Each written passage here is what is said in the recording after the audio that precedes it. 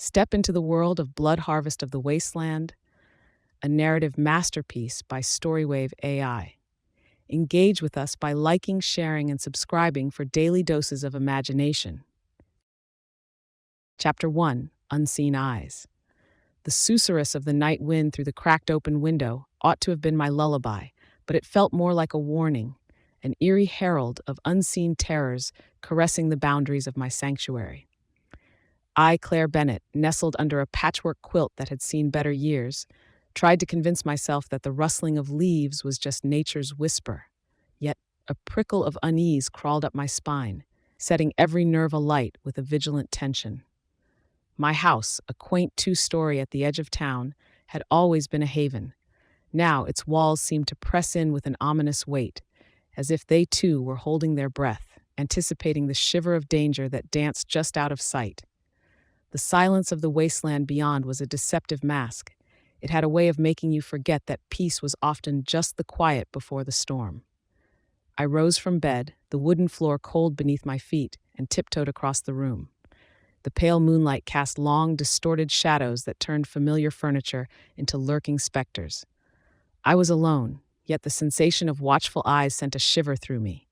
A small laugh escaped my lips, a futile attempt to dispel the growing dread. "Get a grip, Claire," I chided myself. The previous days had been filled with whispers of celebration, an all-women's gathering meant to uplift spirits in our downtrodden community. It was a flicker of joy in the burdensome gloom that hung over us since the regime had tightened its grip, snuffing out the last vestiges of our freedom. I should have been looking forward to it, but instead I found myself ensnared in a web of paranoia. The next morning, over coffee and scones, I shared my nocturnal unease with Jenny, whose laughter tinkled like wind chimes in a gentle breeze. "You've been working too hard, Claire. Ghosts and goblins aren't part of our reality. It's just the stress talking." Samantha, ever the skeptic, peered at me over her steaming mug, her eyebrow arched in that telltale manner. "You've got an overactive imagination. This isn't one of your school stories. Sounds like you just need a good night's sleep." Maria, with her warm, nurturing presence, reached across the table, her hand squeezing mine. "Your spirit is troubled. I'll light a candle for you at the church. Ask for some peace to find your restless heart." Their words, meant to comfort, felt like a balm that couldn't quite reach the source of my discomfort. I wanted to believe them, to laugh off my fears as a mere trick of the mind, but the small disturbances kept piling up. Books not where I left them, windows latching closed on their own, a whisper of movement just at the edge of vision. As dusk approached, the air grew heavy with a foreboding stillness. The town seemed to hold its breath, and the wasteland beyond loomed like a sentinel, its barren expanse a corroboration to the world's end. We had all learned to live with the scars of our reality, but this was different, more personal. It was as if the desolation had crept in, infesting my home with its bleakness. The night brought no respite, only a deepening of my fears. I lay awake, listening to the house settling, the groaning of timbers, and the inexplicable creaks that seemed too deliberate to be anything but sentient. My sanctuary had become a prison, and I, its unwitting captive, lay shackled by an invisible foe.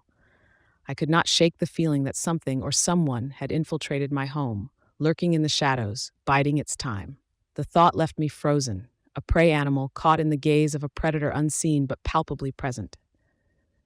The night stretched on, a canvas painted with the dark hues of my terror, and I knew one thing with a certainty that gripped my soul. I was not alone. Chapter 2: Shadow of Doubt. A sliver of darkness flitted across the wall, ephemeral as a moth's wing against the moonlit glass. Startled from a moment's reprieve, Jenny's breath caught, her gaze darting toward the fleeting specter that had disturbed the stillness of our dwelling. "I saw something," she uttered, her voice a tremulous note in the otherwise silent room. We were gathered in the parlor, a space that once brimmed with laughter and light, now subdued under the cloak of night and our collective unease. Samantha set down her cup with a clatter that seemed too loud in the hush. "Saw what, Jen? Your own shadow?" But Jenny's eyes were wide, the color of autumn leaves after a storm, and I knew this was no jest. No, it was like a shadow, but not mine, and not from anything in here. Her hands fluttered to her chest, her freckles a distinct separation to her paling skin. Maria's brow furrowed, her amber gaze reflecting the flames dancing within the hearth. Could it be something from outside? The wind has been fierce tonight. Jenny shook her head, her red tresses catching the flicker of candlelight. It was inside. I was walking past the bookshelf when I noticed this odd panel. She rose, her petite form moving with a purpose, and beckoned us to follow. Behind the shelf, a narrow nook revealed itself to Jenny's insistent touch, a hollow space within the wall, a secret kept from prying eyes. Nestled within the dust and shadows, an old photograph lay, its edges curled with age, depicting a family I could not recognize. Who are they? Claire's query broke the silence that had settled upon us. I don't know, Jenny admitted, turning the photo over in her hands. It's not anyone I've ever seen. Sam's skepticism surfaced like a shield. Maybe it belonged to the previous owners, or it's just some old rubbish that got stowed away and forgotten. But Jenny's conviction was not so easily swayed. No, there's something off about this. And that shadow. Claire attempted to soothe the rising tension. Let's not jump to conclusions. We've all been on edge since the regime's patrols got stricter. It's easy to see danger where there is none. The conversation ebbed and flowed, a tide of reasoning and doubt, but the unease nestled within us all, growing roots. We retired to our rooms with the unspoken agreement to speak no more of shadows and hidden relics. Yet sleep did not come easily. I lay in the quietude of my chamber, the darkness a tangible entity that seemed to echo Jenny's fears. The Wasteland's dictatorial grip tightened around our town with each passing day, and now it seemed its shadow had seeped into the very walls that sheltered us. The night waned, a tapestry of sable and silver, but my thoughts remained ensnared by the hidden nook and the silent testimony of the strangers within the photograph. A sense of foreboding unfurled within me, a vine of suspicion that threatened to choke the fragile peace we had cultivated. As dawn broke, casting a pallid light through the curtains, I resolved to keep watchful. For in the heart of our sanctuary, amidst the camaraderie of trusted friends, a seed of doubt had been planted. And from such seeds, dark blooms could grow, fed by the blood harvest of the wasteland. Chapter 3, Premonitions. A chill seeped into the room, unbidden and invasive, as Maria's voice, imbued with a tremor of conviction, broke the morning silence. There's something among us, an energy that's tainted.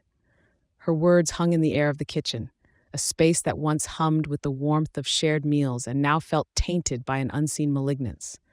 The scent of burnt sage lingered, a remnant of the ritual Maria had performed at the break of dawn, her prayers whispered in a fervent plea to cleanse our home. I watched the smoke curl and dissipate, an ephemeral guardian against the darkness we could not see but felt encroaching upon us. Samantha was the first to respond, her disbelief a tangible thing, as she leaned back against the counter, arms folded. Energy? Maria, we deal in realities, not superstitions. There's no scientific basis for, isn't there? Maria cut in, her amber eyes alight with an inner fire. You trust in what can be measured and proven, but some things are beyond the realm of your instruments and data. I feel it, Sam. It's here, and it's malevolent. I observed the silent battle of wills, the skeptic and the believer, each entrenched in their perspective. It was a rift that could not be easily mended, not with words alone. Jenny's voice, usually a balm, now carried a tremor of uncertainty. I saw something too, remember? Maybe Maria's right. Maybe there's more to this than just our imaginations. Claire interjected, her tone measured, seeking a middle ground. We don't have to agree on the nature of the threat to acknowledge that something is wrong. We've all noticed things, out of place. And the photograph Jenny found, the photograph could be old, forgotten, Samantha countered, her analytical mind grappling with the unexplainable. But I admit, it's odd. We should at least search the house thoroughly, see if there are any more. Hidden spaces. Maria nodded, her resolution firm. We need to protect ourselves, our sanctuary. If something is here with us, we can't just ignore it. As the day wore on, the house seemed to close in around us, the walls whispering secrets we could not discern. The sense of an impending threat grew, a shadow stretching across our collective consciousness. When evening fell, we convened with a shared purpose, our plan to scour every inch of the house, a mission to reclaim our security. The unity was fragile, marred by the undercurrent of discord, but it held as we began our search. Room by room, we hunted for clues, for evidence of the unseen. It was as if we were archaeologists in our own home, unearthing layers of history we had never known. And with each empty room, Samantha's skepticism seemed to gain weight, her comments sharp as flint. "You see," she would say, "nothing here. No ghosts or ghouls, just dust and memories." But Maria remained undeterred, her cleansing ritual a navigation light of hope in her heart. "It's here. I can feel it recoiling, angry at being challenged." The tension between belief and disbelief, between science and faith, mirrored the greater struggle we faced outside these walls. The tyrannical regime that sought to quell any spark of rebellion, any whisper of freedom, had instilled in us a fear of the unseen, of the power that lurked in the shadows of our dystopian world. As night encroached, our search yielded nothing but frayed nerves and weary spirits. We gathered once more in the parlor, the room now feeling like a battleground between the seen and unseen, between the tangible and the ethereal.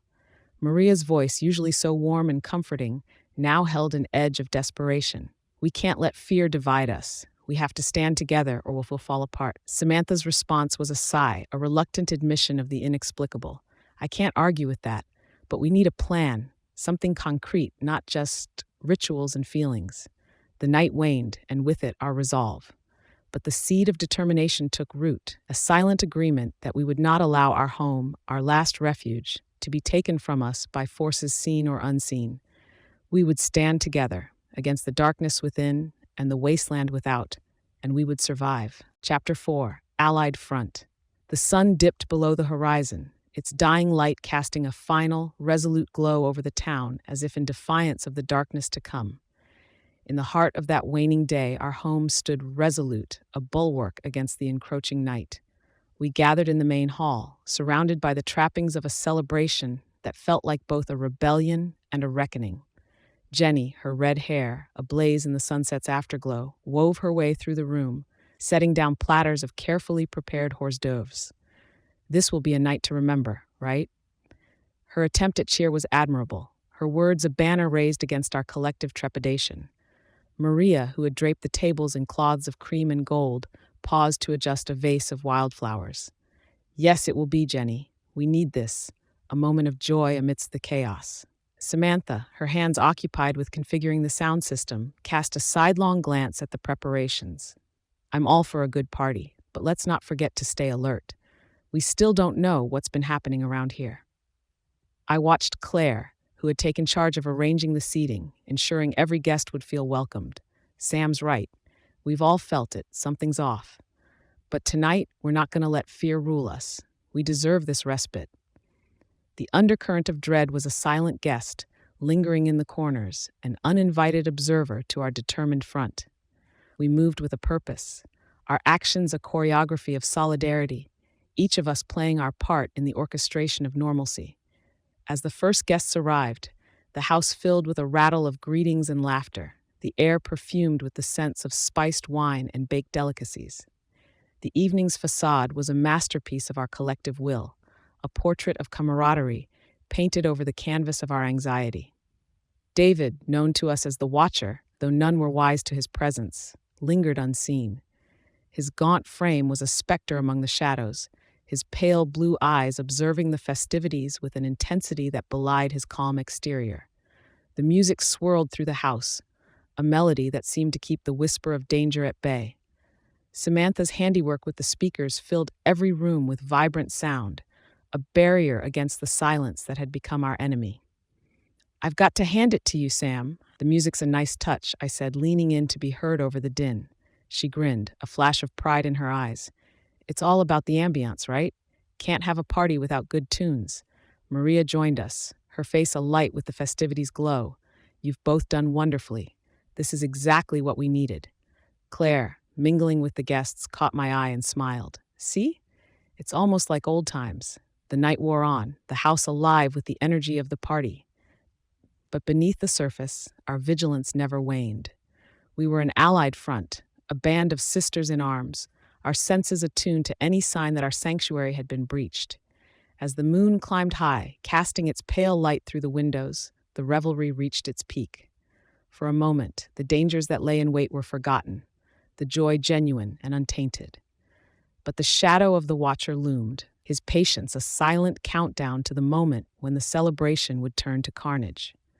Unaware of the eyes that tracked our every move, we danced and laughed, the specter of the Wasteland's blood harvest far from our thoughts. Yet, as the final notes of the evening's anthem faded, the sense of an ending approached, an ending that would test our unity and our very will to survive. Chapter 5, The Unveiling. In an instant, the festivity's vivacious heartbeat was snuffed out, eclipsed by a suffocating darkness that seemed to devour the very air we breathed. The guests' laughter died in their throats as the lights, one by one, blinked into non-existence, their demise heralding the onset of a sinister quietude. Panic, a living entity, rose among us like a tide, swift and merciless. Claire's voice, a signpost in the void, sliced through the burgeoning chaos. "Stay calm, everyone. It's just a power outage." Her words, meant to soothe, carried a weight, a burden of leadership she had not sought but now bore with a steadfast resolve. The inky blackness of the room was a canvas for our fears, painting grotesque possibilities into the minds of each woman present. I fumbled for my phone, the modern-day torch, and its pale light revealed faces drawn tight with alarm. Jenny, close to my side, clutched at my arm. "What's happening?" This can't be a coincidence. The scent of sage from Maria's earlier cleansing ritual lingered, now a mocking testament to our vulnerability. The air grew thick with the musk of dread, each breath a labored gasp in the darkness. Samantha's voice cut through the stifling atmosphere, her tone sharp with authority. "We need to check the fuse box. It could be a simple trip. I'll go." But her declaration was cut short by a scream, piercing and raw, that rent the night from upstairs. It was a sound that spoke of terror incarnate, a messenger of the horror that had been unleashed upon us. Claire, with a decisiveness born of necessity, commanded, "Stay here. I'll check it out. Lock the doors behind me." Her figure, athletic and poised, vanished into the blackened corridor, swallowed by the shadows that now seemed to pulsate with malevolent intent. The murmurs of the women coalesced into a bedlam of fear, their words tumbling over one another in a litany of confusion and terror. "What's going on? Who screamed? Is someone hurt?" Jenny's grip on my arm tightened, her freckles stark against her pallid complexion. "This is bad, very bad. We shouldn't have ignored the signs." Maria, her spiritual fortitude now a shield, began to murmur a prayer, the words a soft incantation against the encroaching dread. "God, protect us in our hour of need." The minutes stretched into an eternity, a chasm of time in which our imaginations conjured unspeakable fates for Claire. And then, as abruptly as it had been extinguished, the power surged back to life, the lights flickering on to reveal a tableau of wide-eyed faces. Amidst the relief, a new horror dawned. One of our own lay crumpled at the foot of the stairs, her life's essence a crimson bloom upon the wooden floor. The revelry that had filled these walls was now a funereal dirge, the laughter turned to wails of mourning. Claire's return was a descent from the upper floors, her face a mask of grim realization. "He's here," she said, her voice a hollow echo of the woman who had left us moments before. The Watcher. He's made his move. The killer's presence, once a ghostly notion, was now a corporeal truth, his deadly intent unveiled in the most gruesome of displays. We stood, a collective entity bound by survival, our plans for merriment now twisted into schemes of escape. The party had become a battlefield, and we, unwitting combatants in a game of life and death. The house, once our sanctuary, had turned into a labyrinthine trap, its walls closing in with suffocating intimacy. Our breaths came in short, ragged pulls, the air tainted with the iron tang of spilled blood. As the night's grim shroud enveloped us, we knew that to survive we must flee the malevolence that stalked our halls. The journey from celebration to survival had begun, and though our hearts were laden with grief, our will to live burned fierce and unyielding. Chapter 6, Fractured Sanctuary. The echoes of our once joyful assembly were now smothered under a blanket of dread, the house transformed into a macabre stage where the hunter had revealed his ghastly intent. We were no longer guests and hostesses. We were prey, scurrying for cover in the very place we once solace. The walls of my home, once imbued with laughter and whispers of conspiracy against the outside world's oppressions, now resonated with a different kind of conspiracy, one of survival. Jenny, her face a canvas of pallor beneath her fiery tresses, pressed her back against the cold pantry door. We can't just stay here, waiting to be picked off like Canova. She choked on the words, her eyes darting to the lifeless form that had been one of us. Samantha, her usual skepticism now a distant memory, rifled through drawers with frantic haste. We need weapons. Anything. We can't let this maniac take us down. Maria, clutching her family's crucifix necklace, whispered a constant stream of prayers, each plea a blend of hope and desperation. We should never have ignored the signs. We invited this evil in with our blindness.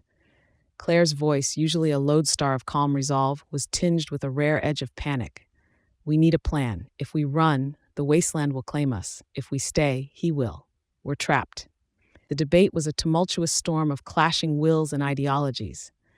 To flee into the desolate embrace of the Wasteland, a place where the remnants of humanity clung to existence by a thread, was to embrace a different kind of death. Yet to remain was to accept the hunter's game, to become ensnared in his twisted pursuit. David the Watcher had shed his moniker for a more fitting title, the Hunter. His presence was now a palpable force, his gaunt frame and dirtied blonde hair, the visage of a reaper among the living. Jenny's hands shook as she clutched a kitchen knife, the blade catching the flicker of candlelight. I say we fight. I won't let that creature take anything more from us. Samantha nodded, brandishing a screwdriver with determined grip. Agreed. We're not lambs to the slaughter. Maria's gaze flitted between the makeshift weapons and the windows, the night beyond a canvas of suffocating black. But the Wasteland, we know its dangers. Here we have the unknown. I stood, feeling the weight of each second as it passed, a drumbeat counting down to our next breath or our last. If we stay, we set traps. We make this house a maze that he can't navigate. If we go, we face the certainty of the Wasteland's cruelty. The group fractured, each woman a shard of the unity we once shared, now reflecting the grim reality of our circumstance. Claire stepped forward, her athletic build poised and ready. I won't force anyone to choose, but I'm staying. This is my home, and I'll defend it. Her declaration was a rallying cry, a call to arms that pierced the fog of terror. One by one, we nodded, our silent accord a tribute to the bond we shared, even in the heart of darkness. The house, once a symbol of resistance against the world's desolation, was now a battleground. Each creak of the floorboards, each whisper of the wind became a potential harbinger of doom. As the night stretched on, pregnant with the threat of violence, we fortified our sanctuary, each room a stronghold, each doorway a potential escape or entrapment. The hunter moved with ghostly silence, his every step a calculated menace. We could not see him, but we felt the ripples of his movements, a predator lurking just beyond sight, biding his time. In the fractured sanctuary of my home we waited, breaths held, hearts pounding. The fight for survival was upon us.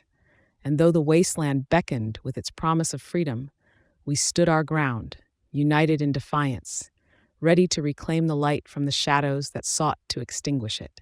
Chapter 7, Cat and Mouse.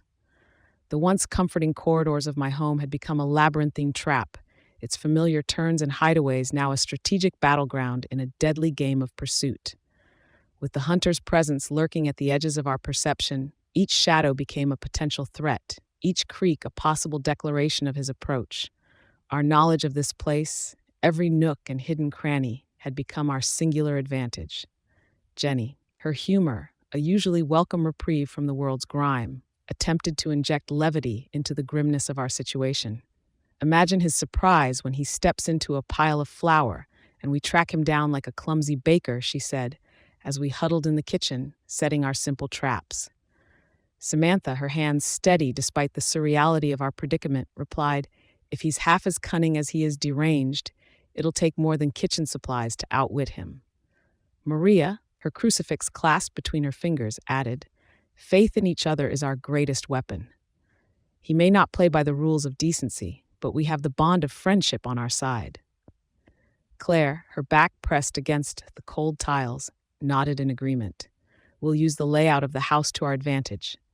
Lead him on a wild goose chase until we can get the upper hand." As the evening's shadows stretched into the grotesque shapes of our fears, we moved in silence, setting our simple snares and alarms. The once joyful decorations became macabre markers of our plight. The game commenced with a shattering of glass from the direction of the conservatory, the sound of violent interruption to the tense silence. Jenny's eyes met mine, the humor gone, replaced with a steely determination. "Showtime," she whispered before stepping into the dimly lit hallway, her figure a signpost of bravery amidst the encroaching darkness. The chase was on, a mad dash through rooms and around corners, our hearts thundering in unison with our footsteps.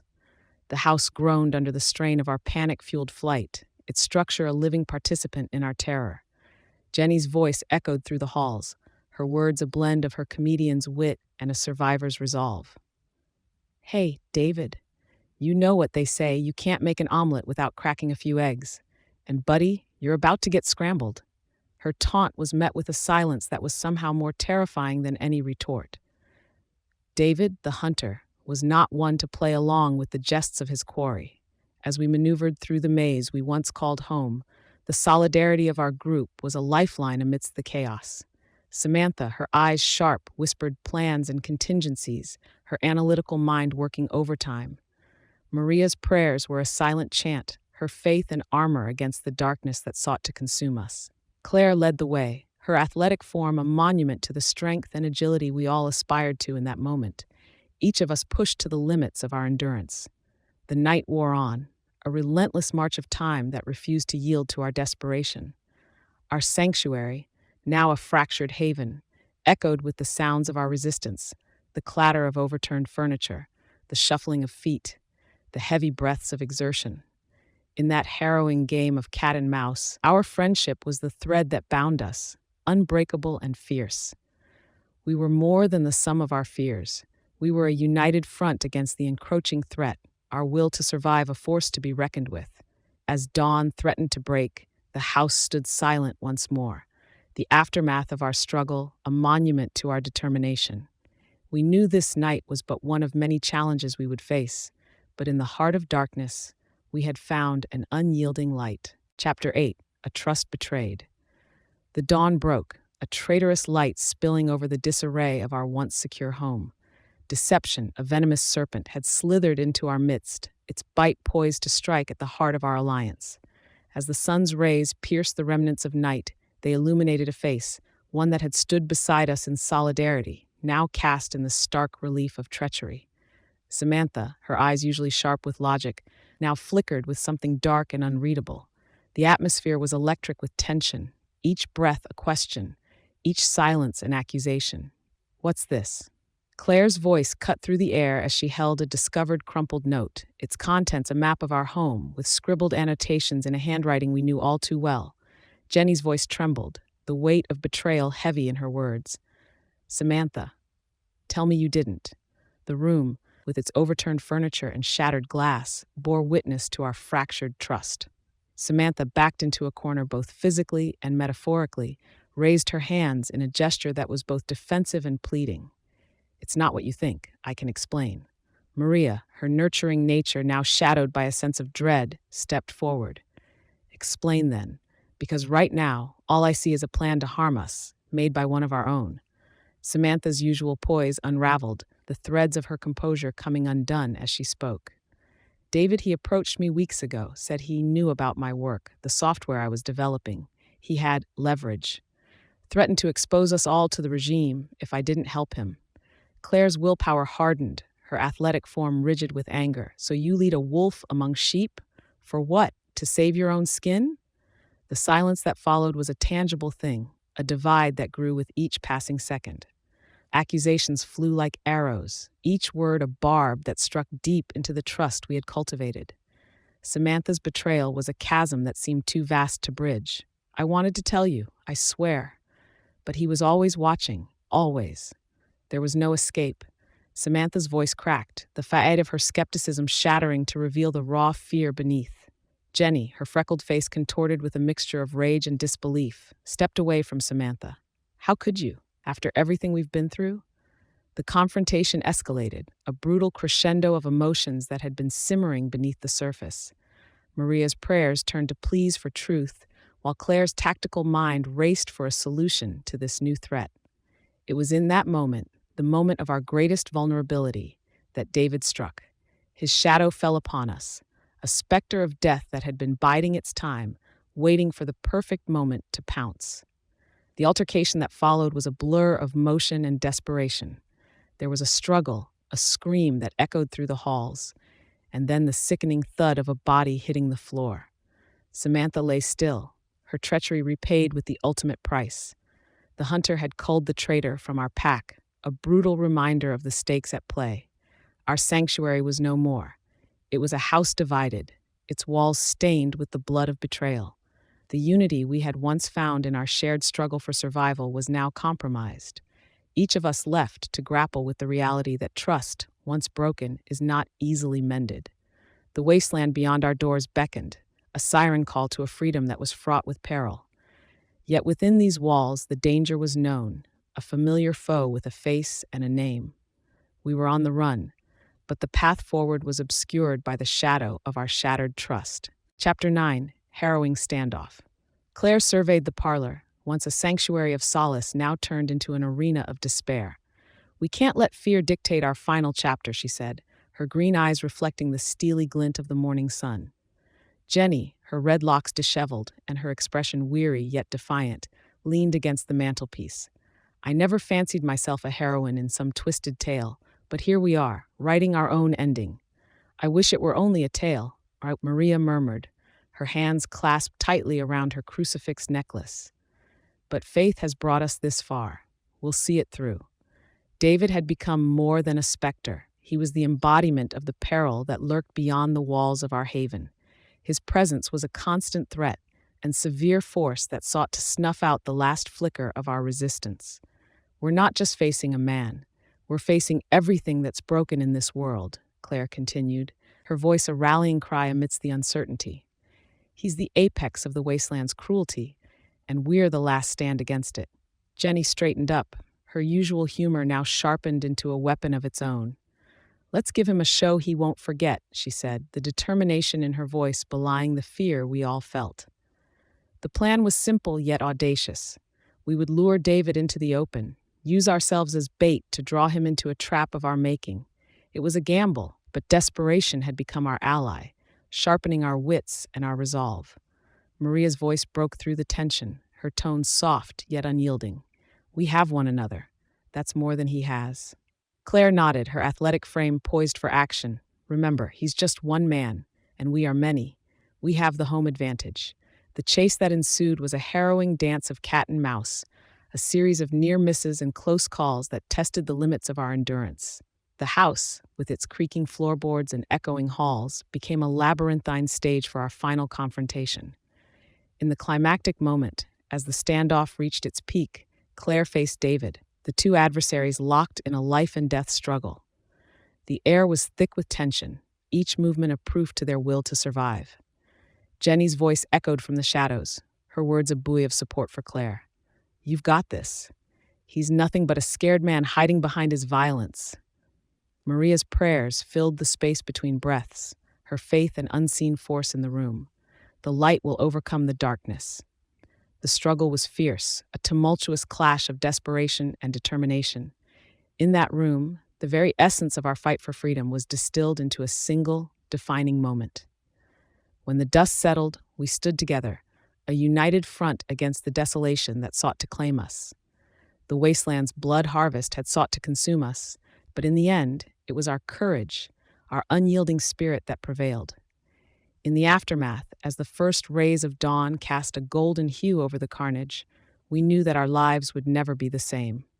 We had faced the abyss and emerged not unscathed but victorious, our bonds of friendship forged in the crucible of survival. The harrowing standoff was over, but the echoes of our defiance would resonate through the wasteland forever. Chapter 10, Bloodied Resolution. As the dusk painted the sky in hues of fire and blood, a palpable silence enshrouded our beleaguered group. Our sanctuary, once a place of laughter and respite, had become a theater of conflict and sacrifice. The worn floorboards, stained with the evidence of our struggle, creaked under the weight of our weary bodies. Maria stood by the shattered window, the glass like scattered diamonds on the floor, reflecting the dying light. Her silhouette was a study in stoicism, the lines of her form etched with the perseverance of a martyr. "Claire," she murmured, her amber eyes meeting mine with an intensity that seared my soul, "there's something I've seen, a vision that has haunted me since this nightmare began." I moved closer, my limbs heavy with exhaustion and dread. "What vision, Maria?" Her voice was a low chant, the timbre resonating with a certainty that chilled me to the core. "One of us will pass through the fire, emerge anew, while the other stays to hold back the darkness." Jenny, her humor a distant memory, leaned against the wall, her hazel eyes shadowed with fatigue. "Visions now?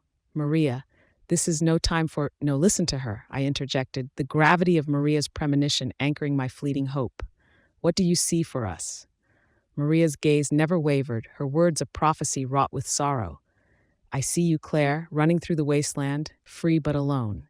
And I see myself, standing at the gates of eternity, holding them open for you." The room seemed to contract, the very walls pressing in with the weight of impending loss. "You can't mean," Jenny's protest was cut off by the firm shake of Maria's head. "It's the only way. You must escape, Claire. You've always been the one to lead us, to fight. You carry our hope, our fire." The conversation, if one could call the somber exchange of fates a conversation, was a lengthy deliberation of life and death. We spoke of plans and contingencies, of distractions and defenses, but through it all, Maria's conviction stood unshakable. The night descended upon us with a predatory grace, the darkness outside mirroring the abyss within. David, our persistent shadow, would not rest until our blood had been spilled in the harvest he sought to reap. As the final confrontation loomed, Maria clasped my hand, her touch a benediction. "Run and don't look back. Remember us, Claire. Carry our story beyond these cursed walls." With a swift motion, she moved, her curvaceous form a blur of motion as she charged towards the source of our fear. The sound of her struggle was a symphony of chaos that broke the dam of my paralysis. I sprinted, my athletic frame propelled by a force born of Maria's sacrifice. The obstacle that loomed before me was formidable, a barricade of debris and despair, but the fire Maria had ignited within me burned away all hesitation. The battle was a tempest of will against fate, my body moving with the precision of desperation. Each step was a defiance of the wasteland's claim upon me, each breath a testimony to the lives of my fallen friends.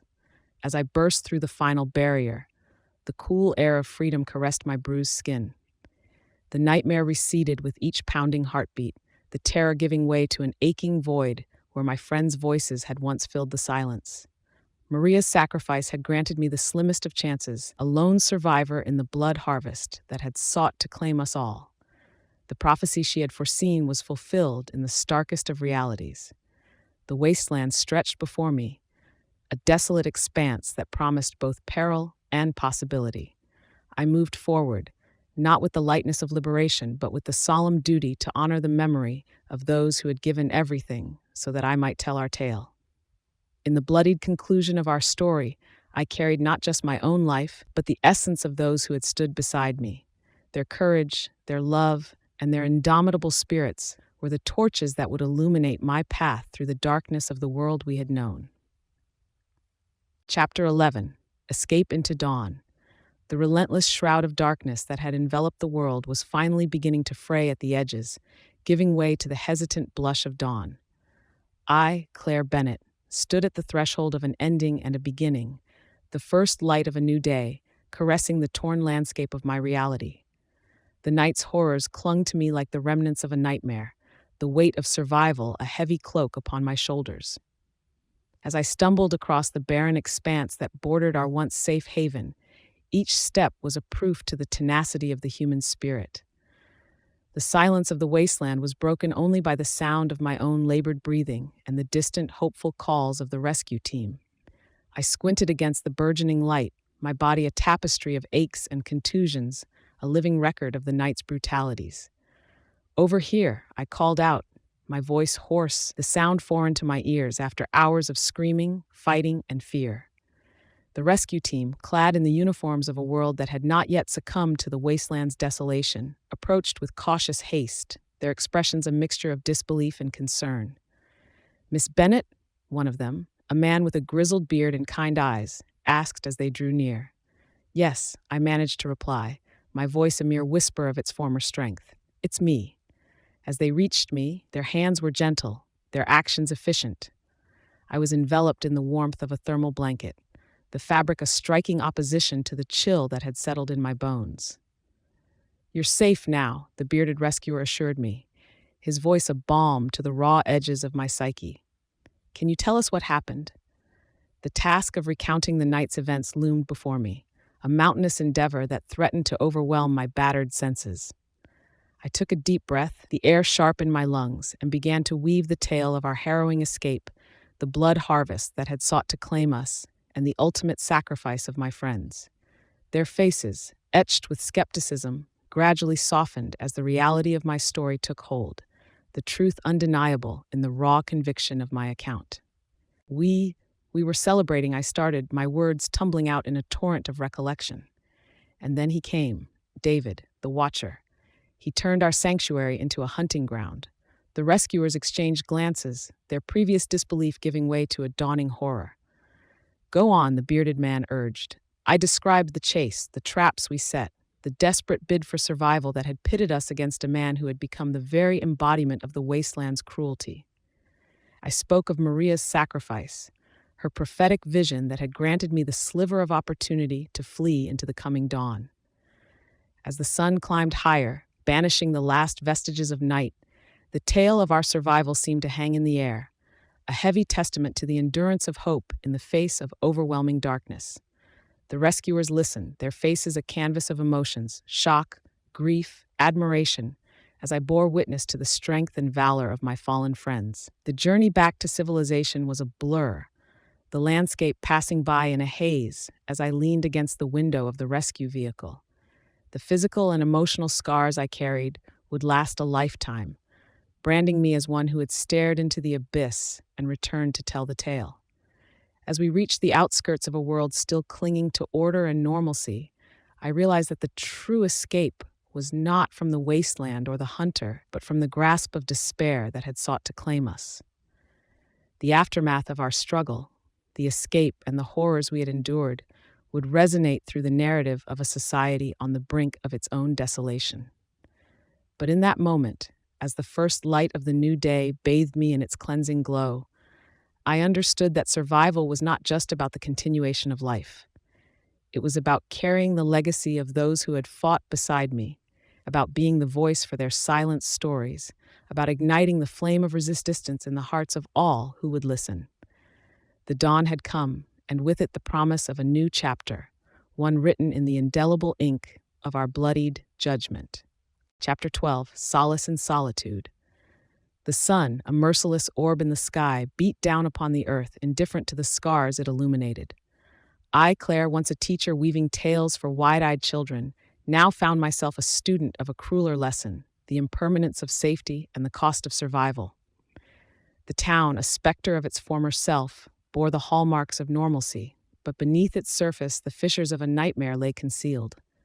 As I walked the familiar streets, the echoes of my footsteps were a stark reminder of the solitude that clung to me like a second skin. The people I passed were shadows flitting through my periphery, their lives untainted by the horrors that haunted my waking hours. "Hey, Claire," called a voice, a baritone rich with the cadence of the town's dialect. It was Jim, the local grocer, his friendly demeanor a relic of a time before darkness had descended upon us. "Morning, Jim," I replied, my words measured, betraying none of the turmoil that churned within me. He leaned against the frame of his shop door, a figure rooted in the community's daily fabric. "You holding up, okay? Everyone's been worried about you." I offered a tight-lipped smile, an armor against the prying eyes of pity. "I'm managing, thanks. Just taking it one day at a time." Jim nodded, his gaze lingering with an unspoken understanding. "Well, if you need anything, you know where to find me." The conversation, brief as it was, felt like an eternity, a dance around the truth of what lingered in the town's whispered gossip. I continued on, leaving Jim and his well-meaning inquiries behind. My sanctuary, the home I had fought so desperately to protect, stood as it always had, its façade unchanging. Yet as I stepped inside, the silence greeted me like an old friend, its presence a bittersweet solace. The memories of those I had lost played across the rooms like specters, their laughter and their screams intermingling in a macabre ballet. Jenny, with her fiery hair and sharper wit, Maria, the embodiment of warmth and faith, Samantha, whose skepticism had been a foil to my own idealism, they were all here with me in the echoes of the past. The outer world moved on, its inhabitants blissfully unaware of the shadows that danced just out of sight. But I knew better. The past was a relentless pursuer, its grip unyielding and inescapable. As evening approached, the setting sun cast long, twisted shadows across my lawn. A chill ran down my spine, an instinct honed by terror. There, among the silhouettes of trees and shrubbery, something was amiss, a subtle displacement that suggested a presence where there should be none. The hint of menace, so faint it might have been my imagination, was enough to resurrect the specter of David.